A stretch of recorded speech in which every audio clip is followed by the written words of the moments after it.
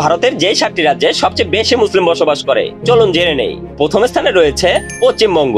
মুসলিম জনসংখ্যা প্রায় 2,50,00,000, যা সর্বমোট জনসংখ্যার প্রায় 27%। দ্বিতীয় স্থানে রয়েছে মহারাষ্ট্র। মুসলিম জনসংখ্যা প্রায় 1,30,00,000, যা জনসংখ্যার প্রায় 11%। তৃতীয় স্থানে রয়েছে আসাম। মুসলিম জনসংখ্যা প্রায় 1,20,00,000, যা আসাম জনসংখ্যার প্রায় 35%। চতুর্থ স্থানে রয়েছে উত্তরপ্রদেশ। মুসলিম জনসংখ্যা প্রায় 4,80,00,000, যা সর্বমোট জনসংখ্যার প্রায় 19%। পঞ্চম স্থানে রয়েছে বিহার। মুসলিম জনসংখ্যা প্রায় 2 কোটি, যা জনসংখ্যার প্রায় 17%।